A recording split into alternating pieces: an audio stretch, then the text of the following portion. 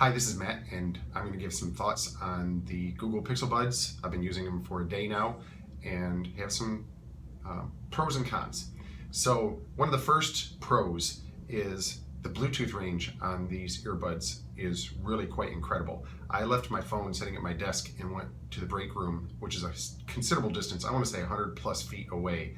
And then it occurred to me, I was like, oh my gosh, I don't have my phone. And what I was listening to didn't break up at all. So I'm not sure if it's because of the lanyard that acts as an antenna, but these have a greater Bluetooth range than any Bluetooth headset I've used, and I have used many headsets over the years. So that was a plus. But at the same time, the cord to me is a bit bothersome. I think I'll get used to it, but I am so used to having, as I've shown before, the Rauken earbuds, put those on in, nothing to mess with, great for working out or just anything, because I've got long hair, so if my hair was down, I'm not messing with the earbuds at all, whereas with the cable, then obviously something else to contend with.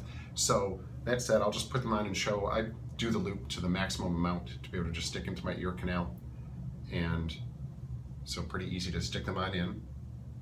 Now, that time I was good about not actually touching. Again, one of the, let's say a con of the device is that touching the pad is easy to do. And so if you were listening to music or a podcast, whatever the case might be, you accidentally touch it when you're putting them in or taking them out, or any other time, you're suddenly activating it and you might not have meant to, but it's very easy to do.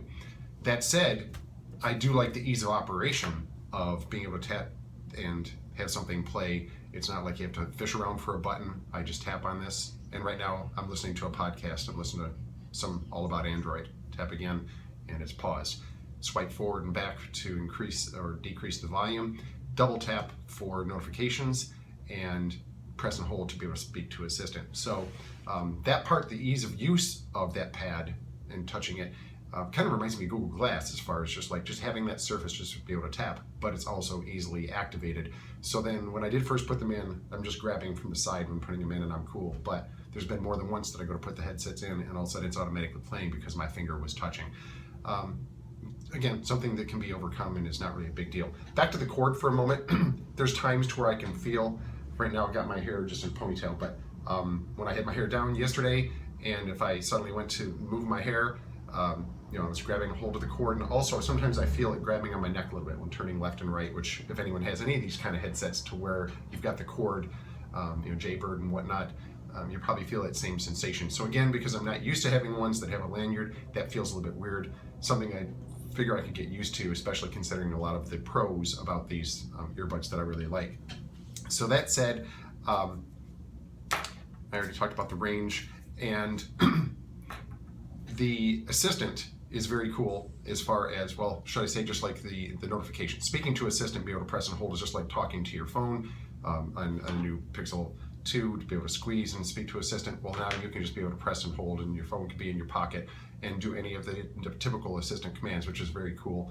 I have been walking through the house, and instead of having to speak to one of the Google Homes, that I just pressed and held and said turn on a particular light, and just did that instead of yelling out to the Google Home because it wasn't right near me. So that was convenient. The notifications is very cool. Double tapping and being able to hear notifications. A couple of downsides of those notifications or opportunities is, say for example, I have a notification that I already heard when I heard the chime, and it turned out to be the Ring Video doorbell, that there was motion at my front door. And so you can see it's still there. Now, if I double tap now, she basically will just say, you don't have any new notifications right now. It'd be a nice feature add to be able to have the capability to say, similar to like with text messages, you can say, do I have any, read me my messages, and then they'll say you have your 5 most recent messages are, and you can say skip or move to the next one or so on and so forth. Be nice the same with the notifications. Maybe you've already heard it, but you just want to hear any of the notifications that are currently showing your curtain, and that's just an opportunity where they could just enhance upon the experience. Couple other caveats to the listening to the notifications is I had a group text message, and when it said from Pulse, which is the app that I use for doing SMS, it said message from, and started reading off all the names, including the phone numbers. Like, oh my gosh, stop already. So I just double tapped and stopped it. So that if there's a group message, it'd be nice for it to just say message from group text, and then just start reading the text, rather than this long string of who it's all from. If there's 10, 15 people on there, that's pretty annoying. Another thing is that if there happens to be someone who is texting you kind of in a stream of consciousness, I have a friend who does that, and so it'll be one message and then followed by another message and another message right in succession. You're listening to the one and now more messages are coming in. It's not really going to benefit you to be listening to those notifications at that point, because you start to lose track of like where you're at, and you're best off just look at your phone and deal with that bombardment of messages you might be getting. So there's times it works well, times it doesn't work so well. The ambient sound on these is darn good. Having them in, if I'm listening to a song or to a podcast, and I can have the volume down at a level to where I'm hearing everything around me. I can hear conversation, etc., but then be able to be listening to what I'm listening to. Whereas when I had these earbuds in, it's like having a foamy in. You can't hear a thing, especially when you've got music cranked up. Someone would have to tap me on the shoulder and say, hey, I'm talking to you. Whereas these, you can hear the ambient sound around you, which is nice because they aren't in your ear canal. That said, they still have really good audio sound and very decent bass. So I'm very pleased with the sound. The overall sound from be it podcasts or music is very impressive with these. The other thing that's a little annoying is the case. Right now, I've got the case in my pocket. I can't really see. Let me get the camera down just a little bit. All right, so I've got the case sitting in my front pocket.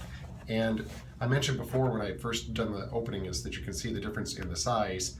It's not as tall, but it's certainly wider than this. And when I could have this inside of my pocket with my wallet and they both would fit in my pocket kind of side by side, there's no way that's going to happen with this, so that if I put it in the pocket, my wallet isn't even all the way in the pocket. So a little bothersome there, that if I wanted to really have the case and my wallet with me, I'd prefer not to carry my wallet in my back pocket.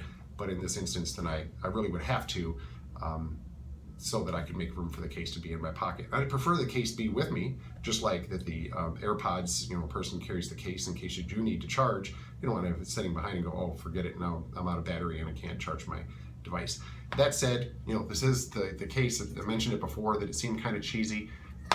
It's not like it's going to get a lot of heavy abuse, but it just seems like it's a little tiny to-go case with fabric covering to it, and just overall seems cheesy. I wonder how long that hinge is going to last. So that this part is a little disappointing that it's not as optimal as it could be.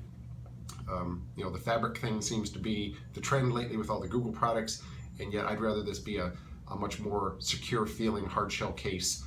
Plus getting the cords wrapped around them, getting used to it now to put the buds in and get them wrapped around the right way for it to securely shut takes a little bit of getting used to. But again, this is a thing that is like, once you're not using the case and you're just using the headphones, this is my thoughts on the headphones, and the case is only just a small portion of it, so not really a big deal.